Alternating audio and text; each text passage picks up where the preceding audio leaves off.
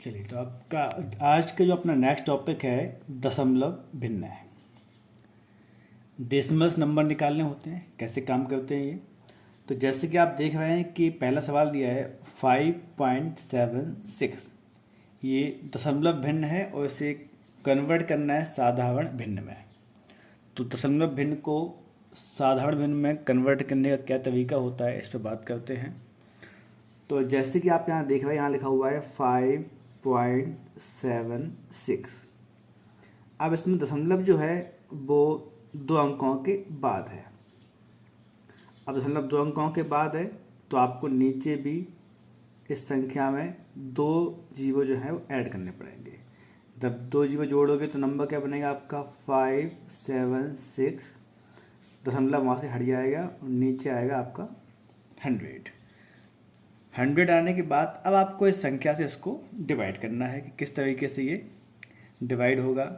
तो डिवाइड होने के बाद इसको हमने मान लो पहले 20 से डिवाइड कर दिया। अब जैसे यहाँ 25 लिखा हुआ है, 4 से डिवाइड करते हैं संख्या को तो ये 25 बार कट जाएगा, 25 चौके 100। और इस संख्या को 4 से डिवाइड करते हैं तो 4 एकम 4, यहाँ 1 बचेगा, ये आपका 17 हो गया। और 4 चौके 16, 1 बचा, फिर 16 हो गया, फिर 4 चौके 16। इस संख्या को 4 से डिवाइड किया तो आपका आया 144/25।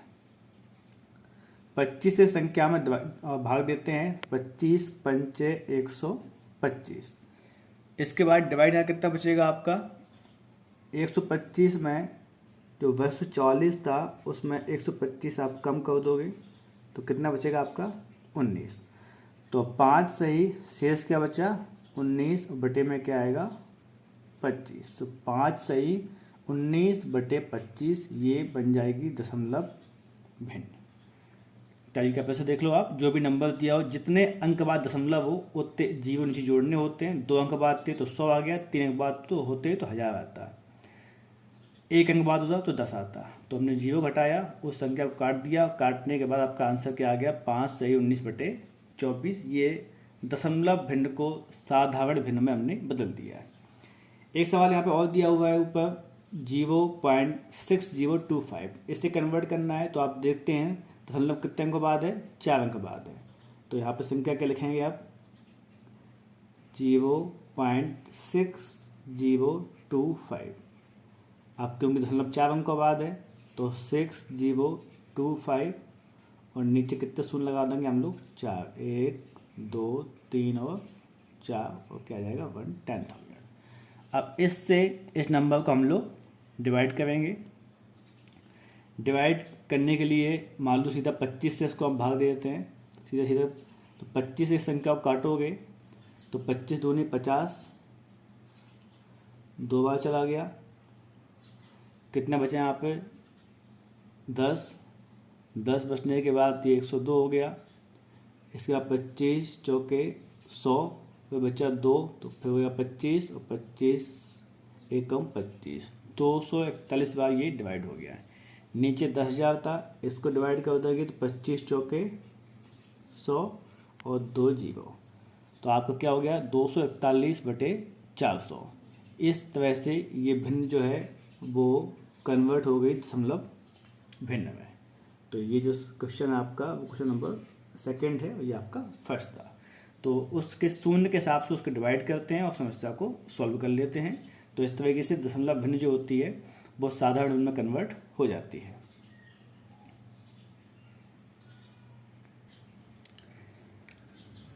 अब देखते हैं क्वेश्चन नंबर 3। क्वेश्चन नंबर 3 में यहाँ पे क्या दिया हुआ है 1.15 1.15 बटे 1.84। क्योंकि दोनों ही अंकों में दशमलव जो है वो 2 अंकों के बाद है तो दोनों को हटा देंगे तो ऊपर बचेगा 115 और नीचे बचेगा 184।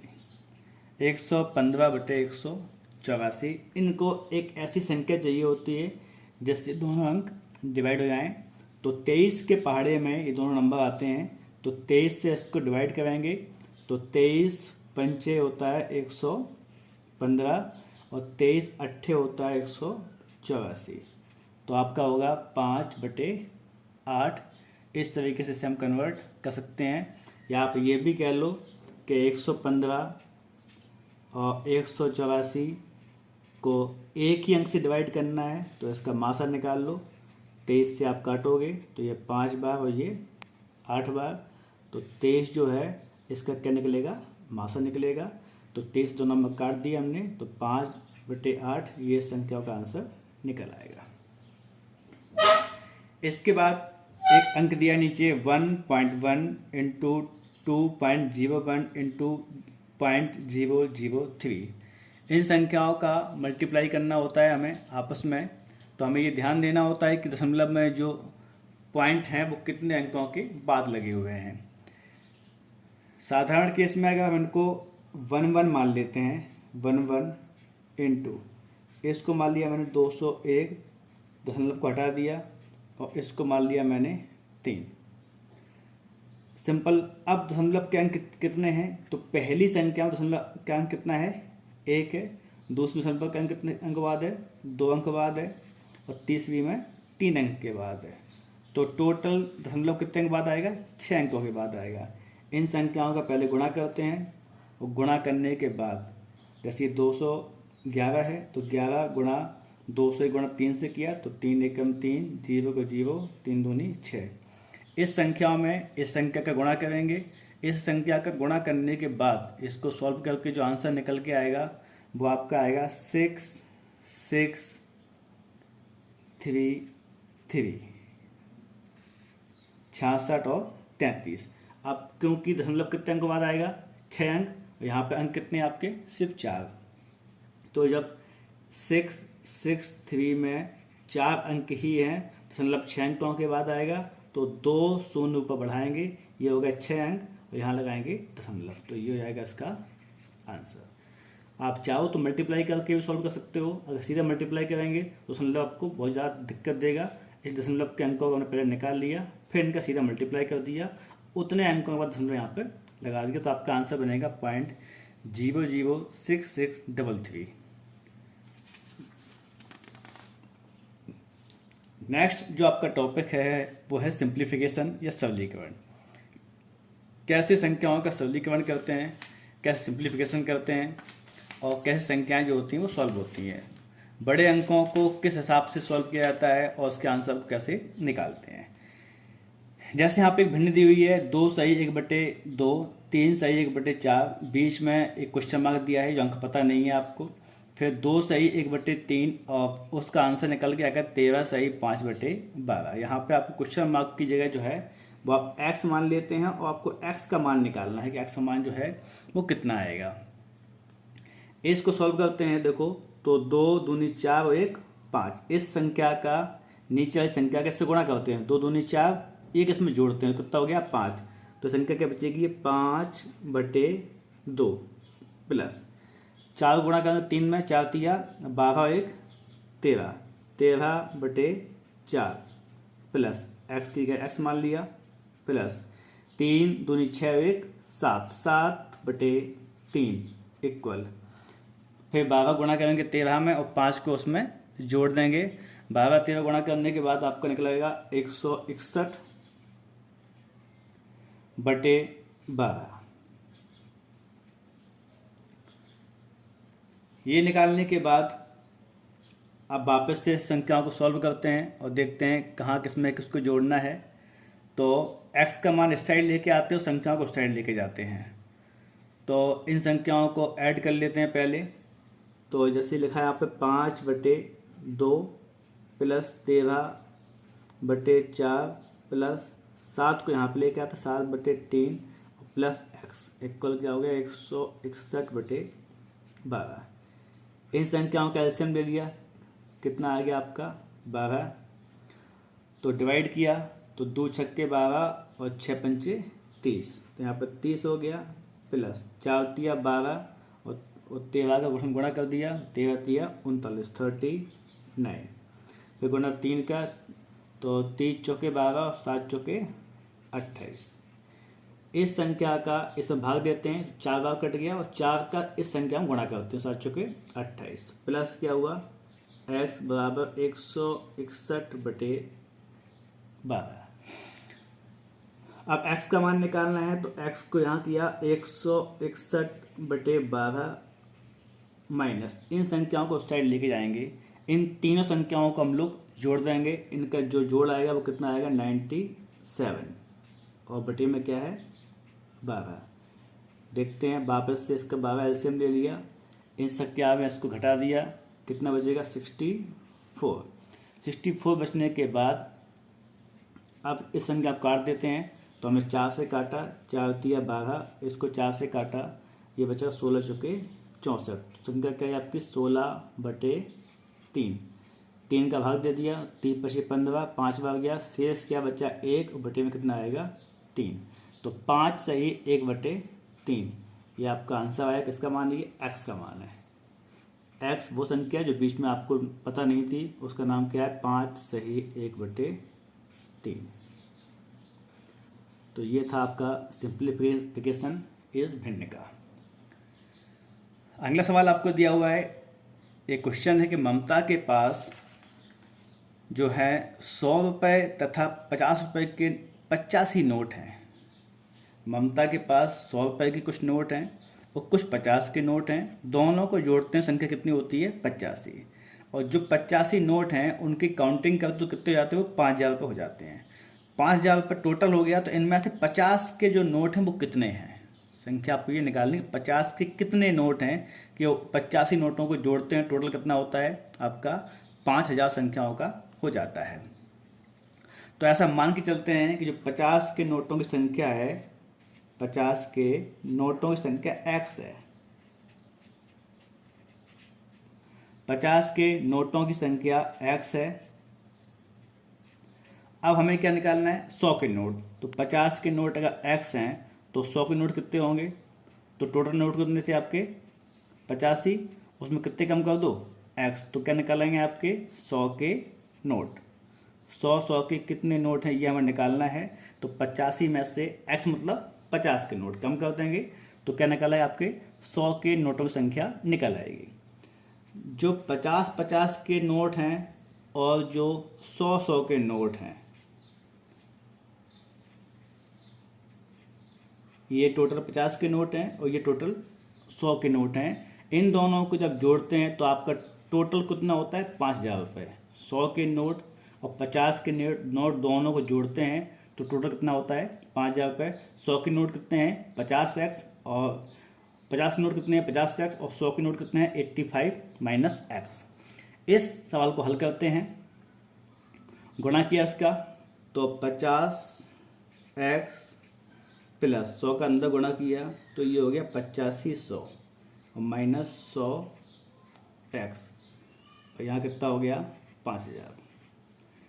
50 में से 100x को अपने कम किया इसमें संख्याओं को, तो कितना बचेगा आपका 50x, और इन संख्याओं को उसमें घटाएंगे, ये माइनस के 50x और 5000 में हम घटा देंगे 8500 को, तो माइनस के 50x बराबर माइनस के 3500, माइनस माइनस लेस करते हैं तो 50x के बराबर कितना हो गया 3500, x का मान कितना आएगा 3500/50, 0 से 0 काटा और 7 से काटा तो 5 7 35 70, तो आपका आंसर क्या निकल गया 70। x का मान 70 आ गया, x इक्वल 70, x क्या थे 50 के नोट, तो 70 नोट किसके हैं 50 के हैं। अब बात करते हैं कि 100 के नोट कितने हैं, तो 85 माइनस x, 85 में 70 को कम किया तो कितने बचेंगे आपके 15, तो 15 नोट किसके हैं 100 के हैं, तो 15 नोट 100 के हैं, और जो 70 नोट हैं वो 50 के हैं। 70 और 15 टोटल कितना हो गया आपका 85, तो कुल मिला के ये 85 नोट की संख्या सामने आती है। ये था आपका सवाल नंबर 2। आप बात करते हैं क्वेश्चन नंबर 3 के लिए। क्वेश्चन नंबर 3 में क्या दिया है आपको कि 14 पेन तथा 17 पेंसिल का जो मूल्य है वो 146 रुपये है। 14 पेन और 17 पेंसिल का मूल्य 146 रुपये है, जबकि 17 पेन और 14 पेंसिल का मूल्य जो है वो 164 रुपये है। जहाँ पे संख्या पेन की थी वहाँ पेंसिल कर दी, यहाँ पेंसिल थी वहाँ पे पेन कर दी। आपको पेन का मूल्य जो है वो निकालना है। अब देखते हैं, जैसे हम मान लेते हैं कि जो पेन की संख्या है वो x है, तो पेन का जो मूल्य है वो हमने x मान लिया, और पेन के अलावा जो पेंसिल का मूल्य वो हमने y मान लिया। पेन और पेंसिल, तो पेंसिल का मूल्य जो है वो हमने y मान लिया। अब वो क्या कह रहा है कि पहली बार में तो 14x और 17y मिलके कितना बनता है 146, और दूसरी बार में 17x और 14y कितना बनता है 164। तो अब जो 14x थे 17x थे उनको जोड़ा तो 31x, 17y और 14y जोड़े तो 31y, इन दोनों जोड़े तो कितना है 310। 31 कॉमन ले लिया तो अंदर क्या बचेगा x और y equal 310। x plus y जो था, अब उसमें 31 को नीचे लेके आते हैं और 310 उसमें भाग दे तो कितनी बार जाएगा 10 बार, तो x प्लस y कितना हो गया 10 हो गया। अगर इनको घटा देते 14x में और 17x तो कितना बनता है आपका 3x, और 17y में 14y तो 3y, और 164 में 146 तो कितने बचते 18, तो 3x माइनस 3y बराबर 18। 3 को बाहर कॉमन लिया, x माइनस y बराबर 18, तो x माइनस y 3 को नीचे लेके आते हैं और 3 से 18 को हम लोग काट देंगे तो कितनी बार कटेगा ये 6 बार, तो कितना आंसर होगा आपका 6। तो x माइनस y कितना हो गया 6, तो जो x प्लस y है वो 10 है, x माइनस y कितना हो गया 6 हो गया। दोनों समीकरण जो है यहाँ पर लिखते हैं x प्लस y बराबर 10, x माइनस y बराबर 6। एक्चुअली में समझाते समझाते ये वीडियो बीच में बंद हो गया था, तो सवाल तो सॉल्व हो गया, वीडियो रिकॉर्ड नहीं हो पाया। अगेन y से y को काटा तो 2x और कितना हो गया 10 और 6 16, x का मान कितना हो गया 16/2 कितना हो गया ये 8, x का मान आपका 8 निकल के आ गया। x का मान 8 का मतलब क्या है कि पेन का मूल्य क्या था x था, तो पेन का मूल्य कितना आ गया 8 रुपया। क्वेश्चन क्या है 3 पेन का मूल्य निकालना था, एक पेन का 8 रुपये है तो 3 पेन का मूल्य कितना हो गया 8 24 रुपये। अगर मुझे पेंसिल का मूल्य भी निकालना होता तो समीकरण क्या दिया था x प्लस वाई बराबर 10, x का मान कितना निकला था आपका 8 प्लस वाई बराबर कितना हो गया 10, y बराबर 10 माइनस 8 कितना बचेगा 2, तो 2 मूल किसका आ गया पेंसिल का। तो पेंसिल जो है वो 2 रुपये की है और पेन जो है वो 8 रुपये का है। यह समीकरण देखो आप क्या लिखा हुआ x प्लस वाई, मतलब पेन और पेंसिल का मूल मिला कितना है 10 रुपये है, तो 2 रुपये का आपका जो है पेंसिल है, 8 रुपये का आपका पेन कितना हो गया 10। ये इनका एडिशन था। अगर घटाने के देखते हैं तो एक जो पेन का मूल्य है 8 रुपये है और पेंसिल का मूल्य 2 रुपये है, घटा देंगे तो कितना बचेगा आपका 6 रुपये, यहाँ भी 6 और यहाँ भी 6। तो दोनों समीकरण क्या होते हैं आपके सिद्ध होते हैं। तो पेन का मूल्य क्या निकल के आता है आपका 8 रुपया और पेंसिल का मूल्य क्या निकल के आता है आपका 2 रुपया। अगला सवाल है, एक व्यक्ति अपने वेतन का 2/5 भाग मकान किराए में, ये व्यक्ति की अपनी सैलरी है, जितना अमाउंट वो कमाता है उस अमाउंट का 2/5 भाग जो है वो किराए के रूप में देता है। फिर जो शेष बचता है उसका 3/10 भाग जो है वो खाने पे खर्च करता है। उसका जो शेष बचता है उसका 1/8 भाग यात्रा पे खर्च करने के बाद उसके पास 1470 रुपये बच जाते हैं। तो आपको बताना है कि वह खाने पे कितने पैसे खर्च करता है। अब क्योंकि उसके कुल जो वेतन है वो मुझे पता नहीं है तो हम मान लेते हैं, तो माना उसका जो कुल वेतन है वो x रुपये है, x रुपये जो है वो उसका कुल वेतन है। अब सबसे पहले निकालते हैं मकान का किराया। तो उसने क्या बताया कि मकान का जो किराया है वो 2/5 है। मकान का जो किराया है वो कितना निकला है 2/5। तो x जो टोटल वेतन था उसका 2/5 यानी 2x/5 ये है मकान का किराया। अब वो क्या है, शेष जो बचा, तो शेष कैसे बचेगा, तो शेष निकालने का फॉर्मूला कैसे निकालेंगे, जो टोटल सैलरी कितनी है एक्स, एक्स में से 2x/5 क्या कर दिया हमने, कम कर दिया। इसमें 5 एलसीएम लेंगे तो 5x माइनस 2x, तो बचेगा 3x/5। ये शेष पैसे उसके पास अभी बचे हुए हैं।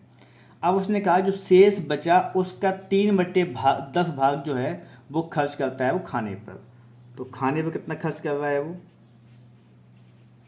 जो शेष बचा हुआ था, शेष कितना बचा है आपके पास 3x/5, ये जो बचा हुआ था उसका कितना 3 तो इसका निकालना था 3x/5 का, और 3/10%, इसका क्रॉस मल्टीप्लाई कर दिया, गुणा किया सीधे उसमें, तो 3 तो का हो गया आपका 9x का बटे कितना हो गया 50। ये आपका खाने पे खर्च करता है वो।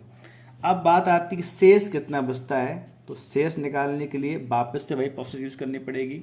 तो पहले टोटल पैसे कितने थे उसके पास बचे हुए 3/3x-5। अब उसमें से शेष जो उसने खाने पे खर्च किए वो कितने खर्च किए हैं 9x-50।